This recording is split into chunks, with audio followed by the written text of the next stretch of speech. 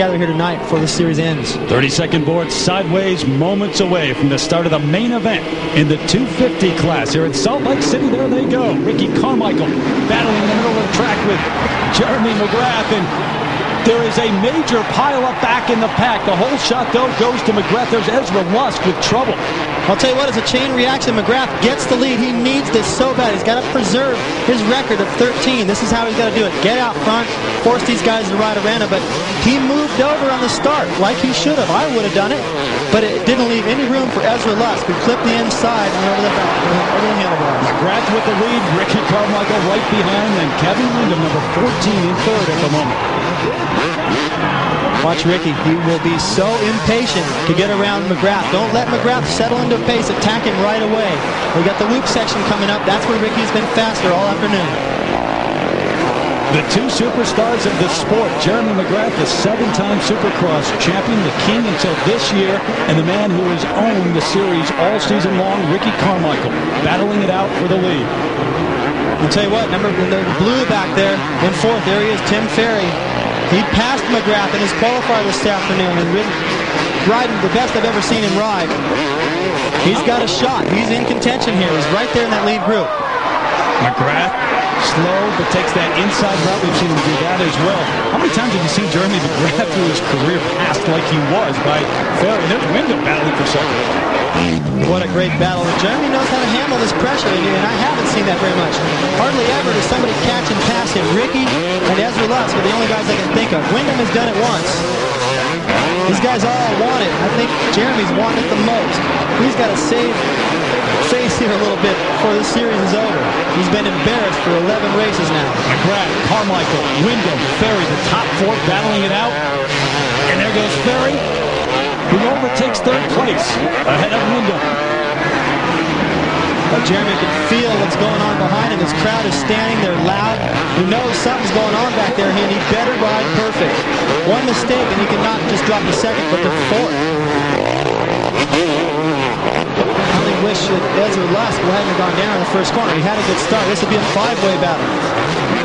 And there goes Carmichael. He takes the lead on the inside. Carmichael, McGrath on the outside. McGrath looks back at Ricky Carmichael as they go into the corner. What a race this is turning out to be. McGrath will not die. Well, Carmichael's doing what you have to do. You've got to attack. As soon as you let Jeremy get comfortable, forget about it. He's going down the left side right here. That could prove to be the place that he can make the pass later in the race. Carmichael trying to get there. McGrath holds him off, though, as they go through the finish line here. See, McGrath has got to go around the inside of that corner, or else they'll go inside and block past him. But the inside line is harder. He's got to ride so defensive right here, but not race, not lose. You know, it's a fine line, and Jeremy knows how to do that. Look at that. And they're all, it's a major bottleneck. That may have been on purpose. Terry, I've done it before. It's called a brake check. You just take your time a little bit, let the guy behind you run into you, mess up his momentum, and you pull away on the way out. Now look at the breathing room Jeremy has going into that corner this time.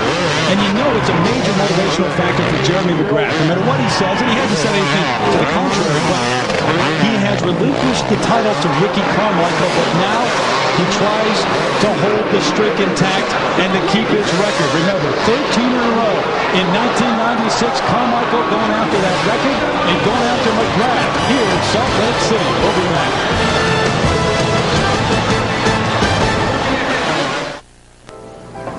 See, Jeremy McGrath still has the lead here in the 250 main event, but it's Tim Ferry who just a moment ago passed Ricky Carmichael. He's in second, and now Kevin Windham, number 14, is in third ahead of Carmichael, who had his problems.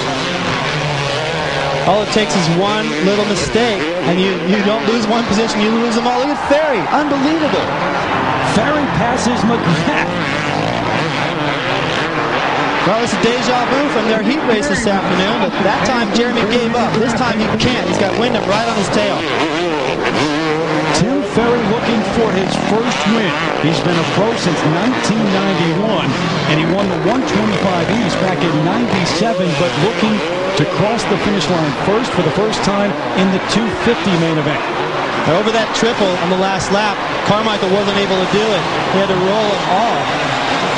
just because he applied a little bit of pressure to Jeremy out front, he loses all his momentum. He's got to roll this thing. There goes Ferry, and here comes Windham. So a bad decision by Carmichael right there, going after the lead, cost him 2 positions, and now look where he's got a long ways to go. And Windham passes Jeremy McGrath. Kevin Windham now in second place. McGrath had a chance to get the lead back, or at least get second place back a moment ago, but there goes Windham again. And in terms of Ricky Carmichael, he has not been passed very often this season, as you now see him pass McGrath, and he hasn't had to come from behind very often. Now I wonder mentally what this is going to do to Jeremy. He had the lead, he's fought for it, he regained it several times.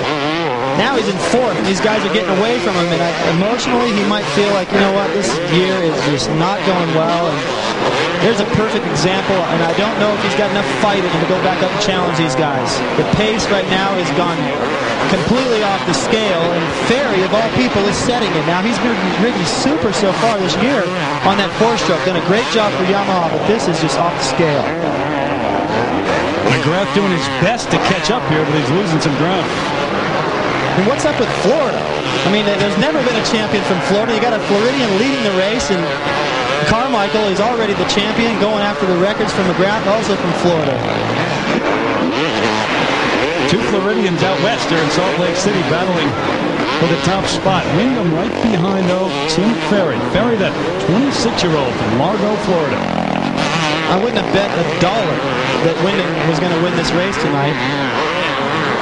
And look what's happening.